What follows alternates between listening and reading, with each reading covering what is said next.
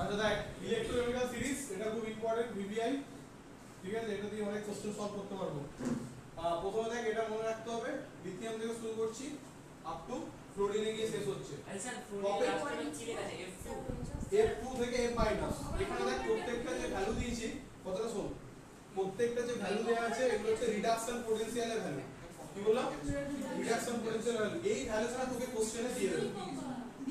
হ্যাঁ কোশ্চেনে না দিয়ে দেবে, শুধুমাত্র দুটো ভ্যালু আমি লিখে দিয়েছি। এই যে লিথিয়াম যেগুলো মেটাল তার ভ্যালুগুলো মাইনাস হবে, ঠিক আছে? আর এখানে দেখ নন মেটাল যেটা সবথেকে ফ্লোরিন নিচে আছে সেটা হচ্ছে প্লাস দিয়ে, তাহলে এইদিকে মাইনাস থাকবে, যত নিচের দিকে যাচ্ছে প্লাস সাইন বাড়তে থাকছে, ঠিক আছে? উপরের দিকে যত আছে মেটালগুলো হাইলি রিঅ্যাক্টিভ হয়, তুই জানিস তো মেটালগুলো যত রিঅ্যাক্টিভ হয়, তাহলে আমাদের টপ টু মানে বটম টু টপ উপর দিকে কি যাচ্ছে রিঅ্যাক্টিভিটি বাড়ছে। যত নেগেটিভ ভ্যালু থাকবে তত সেটা বেশি রিডিউসিং এজেন্ট হবে, ঠিক আছে? ওখানে নিচে লিখে নে, সাইডে নোট বলে নে, with increasing negative value, like with increasing negative value of each E naught, reducing character increases. Note বলে লেগে নিচে, with increasing negative value, with increasing negative E naught value, E naught value, reducing power বা reducing character, reducing character or power increases, ঠিক আছে? তাহলে সবথেকে strong reducing agent কে? Lithium, ঠিক আছে? সবথেকে স্ট্রং অক্সিডাইজিং এজেন্ট কে? ওই দুটোই হ্যাঁ তো হ্যাঁ বলি স্টপ করব। দেখ এটা দেখ ক্লোরিনটা কি সবথেকে স্ট্রং অক্সিডাইজিং এজেন্ট, তাহলে আমরা সিম্পলি লিখতে পারি উইথ ইনক্রিজিং পজিটিভ ভ্যালু কি হবে? কি পাওয়ার ইনক্রিজেস? অক্সিডাইজিং পাওয়ার ইনক্রিজেস, লিখতে হবে সেম ভাবে লিখে নে, অর ভাইস ভার্সা। মানে কি যত নেগেটিভ ভ্যালু বাড়বে রিডিউসিং ক্যারেক্টার বাড়বে, পজিটিভ ভ্যালু বেড়ে যায় লাস্টে, যত বাড়বে পজিটিভ ভ্যালু তার অক্সিডাইজিং ক্যারেক্টার বাড়বে, ঠিক আছে? এবার দেখ এখানে কিভাবে মনে রাখবি, এলআই কিভাবে মনে রাখতে, little king can never made, মানে কি লিথিয়াম, লিটল মানে লিথিয়াম, কিং মানে পটাশিয়াম, কে সিএ মানে ক্যান মানে সিএ মানে ক্যালসিয়াম, নেভার এন দিয়ে শুরু হচ্ছে সোডিয়াম, মেড মানে ম্যাগনেসিয়াম, এ মানে অ্যালুমিনিয়াম, জেব্রা মানে জেডএল জিঙ্ক, ক্রসিং মানে হচ্ছে ক্রোমিয়াম, ফর মানে হচ্ছে এফি, এখানে দেখ ডবল আর আছে ওই জন্য কি 2 প্লাস, ঠিক আছে? নাইজেরিয়ানস, নাইজেরিয়ানস মানে নিকেল, শো মানে স্ট্রনসিয়াম, ট্রিপল মানে হচ্ছে পিবি প্লাম্বাম, তারপর কি হায়ার মানে এইচ প্লাস। দেখ এই ভ্যালুটা দেখ 0, ইনটের ভ্যালু কি হাইড্রোজেনকে আমরা স্ট্যান্ডার্ড করে নিয়েছি 0, এর উপরে থাকবে নেগেটিভ, এর নিচে থাকবে পজিটিভ, ঠিক আছে? হাইড্রোজেনটা মাথায় রাখবে কি 0, আর এটা হচ্ছে স্ট্যান্ডার্ড, ওকে? স্ট্যান্ডার্ড হাইড্রোজেন ইলেকট্রোড যেটা ইয়েস স্ট্যান্ডার্ড হাইড্রোজেন ইলেকট্রোড যেটা সেটাই হচ্ছে এটা। নেক্সট হচ্ছে কি কিউটি, কিউটিতে ডবল ই আছে তাই জন্য 2 প্লাস। কপার আমরা জানি দুটো ভ্যারিয়েবল ভ্যালেন্সি শো করে, একটা কি কপার +1 একটা +2, তাহলে আমাদের দেখতে পাচ্ছি এখানে +2 আগে লিখেছি, এখানে তারপরে করেছি +1, তাহলে কিউটি ডবল ই বলে লাস্টে 2 প্লাস প্রথমে আছে, আর কিউটির একটা 1 ই আছে বলে প্লাস মনে রাখার জন্য। তাহলে কি হলো, নাইজেরিয়ানস পিপল হায়ার কিউটি কিউটি কিউ আইরিস, আইরিস মানে হচ্ছে আয়োডিন, ফর তারপর আই মাইনাস হ্যাঁ তারপর আইরিস মানে আয়োডিন, ফর মানে হচ্ছে Fe3+, ঠিক আছে? তারপর অ্যানাদার মানে হচ্ছে এজি, তো তারপর হচ্ছে ব্রাইট মানে ব্রোমিন বিআর, তারপর হচ্ছে কি তো কল, ব্রাইট কল মানে সিএ ডবল এ, তাই তো? তাহলে ক্লোরিন, দেন অ্যান্ড মানে হচ্ছে কোল্ড, আর দান হচ্ছে অ্যান্ড কোল্ড ফাইট, কোল্ডে কোবাল্ট, কোল্ড ফাইট মানে হচ্ছে কোবাল্ট, আর ফাইট মানে হচ্ছে ফ্লোরিন, ঠিক আছে? এইটা এইভাবে তোকে পুরো প্রসেসটা মুখস্থ করতে হবে, দুবার তিনবার এটা রিপিট করবি, দেখবি অটোমেটিক্যালি এটা মনে পড়ে যাচ্ছে। ওটা কি ফাইটে কি যেটা ফাইট মানে ফ্লোরিন, হ্যাঁ F2 থেকে F মাইনাস হচ্ছে, দেখ প্রত্যেককে এখানে ইলেকট্রন নিচ্ছে, কি হচ্ছে নিচে, ইয়েস, কারণ Li ইলেকট্রন নিয়ে Li হয়েছে, পটাশিয়াম ইলেকট্রন নিয়ে K হয়েছে, অ্যালুমিনিয়াম গুলো সব পজিটিভ হয়, মানে মেটাল গুলো সব পজিটিভ, নন মেটাল গুলো তো কি নেগেটিভ, এটা এই ফর্মে সাজানো আছে, ব্রোমিন নেগেটিভ বলে যে ব্রোমিন ছিল, ইলেকট্রন নিয়ে Br মাইনাস হয়েছে, ক্লিয়ার? এবার দেখ top to bottom discharge tendency বাড়ছে, কি বললাম? সব তোকে আছে আমি এরপরে বলবো, বাড়ছে না ডিসচার্জ টেন্ডেন্সিটা বেড়ে যাচ্ছে, কিভাবে एग्जांपल দেবো, সাপোজ আমি বলবো সবকিছু। তো তোর একটা জায়গা আছে একটা কারো ইলেকট্রোলাইসিস করছিস, ঠিক আছে? মনে কর তুই NaCl এর ইলেকট্রোলাইসিস করছিস, কার? NaCl। NaCl মানে হচ্ছে ওয়াটারে আছে NaCl, okay aqueous solution of NaCl electrolysis করছিস। তাহলে NaCl কে ব্রেক করলে কি কি আয়ন পাবি? Na+, Cl-। আর ওয়াটার আছে, ওয়াটারটা তো ভেঙে আছে, H+, OH-। OH পুরোটা ভেঙে কি আছে বল? H+, OH-। এখন ইলেকট্রোলাইসিস করছিস, মানে একটা ক্যাথোড নিয়েছিস আর অ্যানোড আছে, তাহলে ক্যাথোডে কে যাবে আর অ্যানোডেই বা কে যাবে? এখানে প্রবলেম হলো। প্রবলেমটা কি? দুটো ক্যাটায়ন আছে, আমরা জানি ক্যাটায়ন যায় ক্যাথোডে, অ্যানায়ন যায়, এটা জানি তো, সবথেকে ইজি প্রসেস। জীবনে বলেছিল গোলাপি। তাহলে ক্যাটায়ন কে দেখতে পাচ্ছিস? সোডিয়ামও আছে, H+ও আছে, দুটোই ক্যাটায়ন। এবার যাবে কে? দুজনের মধ্যে যে কোনো একজন যাবে, দুজন যাবে না। যদি এটা আমরা মল্টেন NaCl নিতাম, মানে উইদাউট ওয়াটার, শুধু NaCl নিয়েছি, তখন শুধুমাত্র Na+ থাকতো, ওয়াটার নেই, তার মানে H+ আসছে না, Na+ চলে গেছে ক্যাটায়নে, ঠিক আছে? ক্যাটায়ন মানে ক্যাথোডে চলে গেছে Na+, তখন Na+ ইলেকট্রন নিয়ে কি হয়? Na হয়ে যাবে। কিন্তু এখানে দেখতে পাচ্ছিস কি জলের মধ্যে H+ আছে, Na+, এই দুজনের মধ্যে কি যাবে? তখন কি করে বুঝবো? এই দুজনের মধ্যে সবথেকে নিচে কি আছে? Na আছে না H আছে? দেখ Na কোথায় আছে? Na আছে এখানে, আর H কোথায় আছে? এখানে। আমি কি বলেছি? ডিসচার্জ টেন্ডেন্সি বাড়ছে, তাহলে ডিসচার্জ কি হবে? প্রথমে H+। কেন? মানে H+ এর পজিশন হচ্ছে নিচে, A হচ্ছে উপরে, তাহলে ডিসচার্জের টেন্ডেন্সি কার বেশি? ডিসচার্জ মানে কি? চার্জ যা লেস হয়ে যাবে সেটাকে বলে ডিসচার্জ। তাহলে H+ আগে চলে যাবে, তাহলে ক্যাটায়ন কে যাবে? H+ চলে গেল কোথায়? ক্যাথোডে। ক্যাথোডে কি হয়? Reduction oxidation. আবার সেই লোন ফর্মুলা, লোন কি বলেছিলাম? L for left, O for oxidation, A for anode, অ্যানোডে অক্সিডেশন হয়।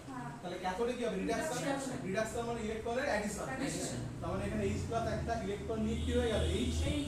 এবার একটা H মানে আর একটা H কি হয়? একটা H আর একটা H এর সঙ্গে জুড়ে গিয়ে হয়ে গেল H2। তার মানে কি ক্যাথোড থেকে কি বেরোতে থাকবে? হাইড্রোজেন গ্যাস বেরোতে থাকবে। এবার অ্যানায়নে কি যাবে? এখানে মধ্যে হচ্ছে ক্লোরিন আছে আর OH- আছে, সেম ভাবে অ্যানায়নের সিরিজ হচ্ছে ক্লোরিনের টেন্ডেন্সি আছে সবথেকে বেশি। তাহলে দেখ এখানে কি আছে? ক্লোরিন সবথেকে, দেখ এখানে আমাদের চলে নিচের দিকে আছে ক্লোরিন, দেখতে পাচ্ছিস? এরপর আমাদের OH- আর নেই, OH- তো গ্রুপে আর নেই, তাহলে এইটাই মনে রাখতে হবে, ঠিক আছে? OH- লাগবে, হ্যাঁ ক্লোরিনই যাবে, সবথেকে নিচে আছে ক্লোরিন, তাহলে ক্লোরিন চলে গেল। আচ্ছা এখানে অ্যানোডে কি অক্সিডেশন, একটা ইলেকট্রন বেরিয়ে গেল, Cl হয়ে গেল, তাহলে Cl + Cl কি হবে? Cl2। এটা তার মানে অ্যানোড থেকে ক্লোরিন বেরোতে যাচ্ছে আর ক্যাথোড থেকে হাইড্রোজেন গ্যাস বেরোতে যাচ্ছে। ক্লিয়ার? তো এই সিরিজ থেকে আমরা বলতে পারবো কোন ক্যাটায়নে যাচ্ছে ফার্স্ট, কে ডিসচার্জ হচ্ছে। 2 নাম্বার কি?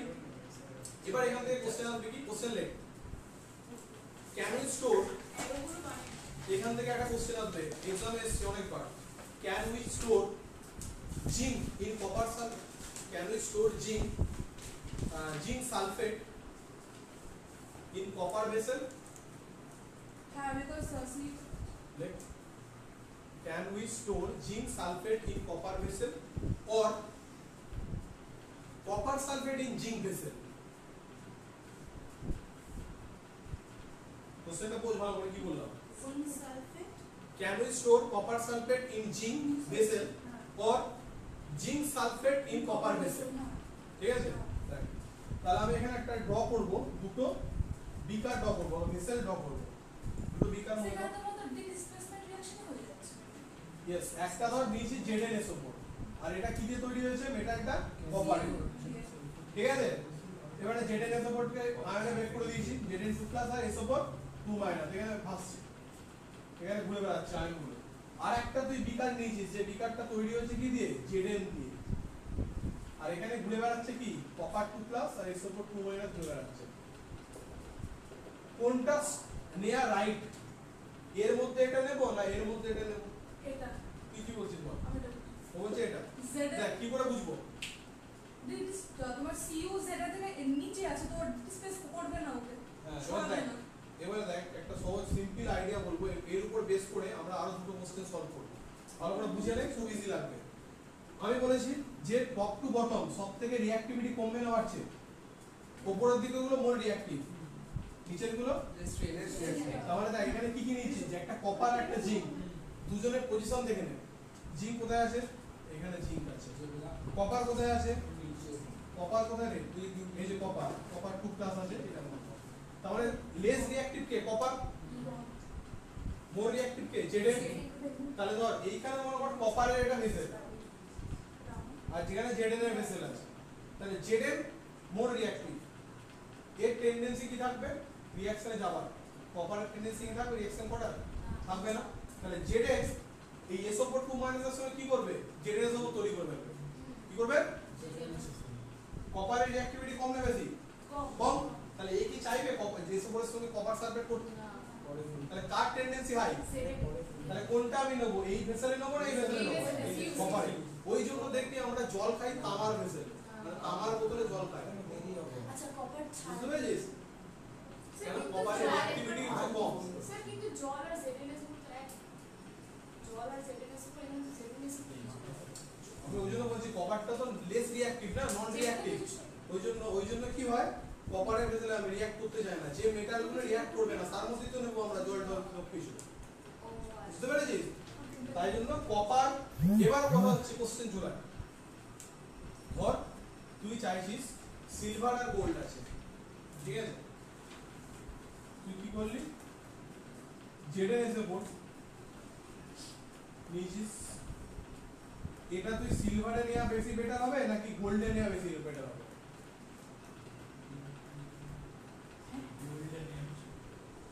কোনটা নিবি which is better সিলভারে ভেসেলে নেব না গোল্ড ভেসেলে নেব গোল্ডে নেব কেন সিলভারে নেব না সিলভার হচ্ছে গোল্ডের থেকে বেশি রিঅ্যাক্টিভ সবথেকে নিচে কি আছে গোল্ড মানে আরো নিচে ঠিক আছে সবথেকে গোল্ড হচ্ছে নিচে আছে তার জন্য একদমই রিঅ্যাক্ট করবে না ওই জন্য জেডএনএস উপর যদি গোল্ডে নিই সেটা বেটার ওকে এবার যদি মনে করো এখানে দিলাম এখানে গোল্ড আমার কাছে নেই আর কেনার পয়সা নেই গোল্ড কেনার পয়সা তাহলে আমি কপারের ভেসেল নিয়েছি কপার আর সিলভার কিনতে পারি আমি তাই তো তাহলে এবার কোনটা নেওয়া বেটার হবে তখন সিলভার নিতে পারবো কারণ কপার আর সিলভারের সঙ্গে সিলভার নিচে আছে তাহলে we can store in silver better কপারের থেকে বেটার কিন্তু যখন কপার আর জিঙ্ক দেব তখন কপারে নেওয়া বেটার তো ডিপেন্ড করবে কার উপরে এই সিরিজটার উপরে বুঝতে পারলি না তাও ক্লিয়ার তাহলে এই সিরিজটা হচ্ছে হাইলি ইম্পর্টেন্ট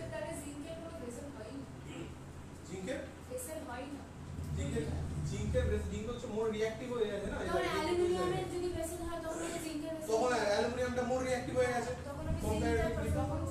তখন জিঙ্কের ভেসেল বেটার বুঝতে পারলি এই জন্য এই সিরিজটা ইম্পর্টেন্ট গ্যালভানাইজেশন অফ জিঙ্ক কি করে ঠিক আছে গ্যালভানাইজেশন প্রসেস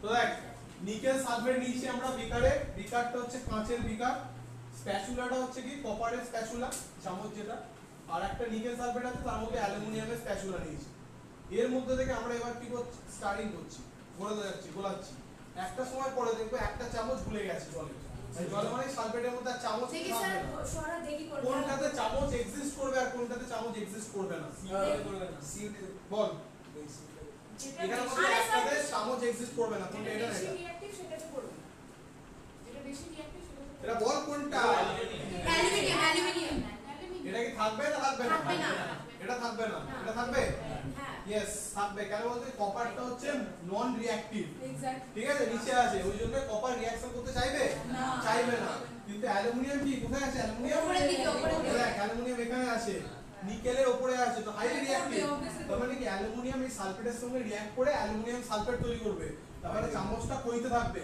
তাই তো চামচটা টিকে হবে না কইতে হবে কমতে একটা সময় পরে আর চামচ বলে কিছু থাকবে না সব এখানে চলে গেছে অ্যালুমিনিয়াম সালফেটে কনভার্ট হয়ে গেছে কিন্তু স্যার এটা সো দ্যাটস হোয়াই এটা এক্সিস্ট করে এইটা আমি নিতে পারি কিন্তু এটা আমরা নিতে পারি না এইটাতে এই কোশ্চেনটা আসবে বল যদি কপার দেওয়া থাকে আর একটু সরো আর গোল্ড দেওয়া থাকে কপার আর গোল্ডটা কি চামচ হ্যাঁ তাহলে দেখ তার মধ্যে কোনোটা কিছুই হবে না দুটোই এক্সিস্ট করবে কেন বলতো নিকেলের নিচে তো দুজনেই আছে আচ্ছা নিকেলের নিচে দুজনে আছে তার মানে দুজনেই নন রিঅ্যাক্টিভ হয়ে গেছে তার মানে ওকে কি রিঅ্যাকশন করতে চাইবে নিকেল সালফেটের সাথে তাই উপরে যদি থাকতো তখন রিঅ্যাকশন করে আসলে যেত। দুটোই আমার উপরে থাকতো মানে ঠিক আছে, কিন্তু এবার ওদের মধ্যে তুই বলতে পারবি বেটার কোনটা?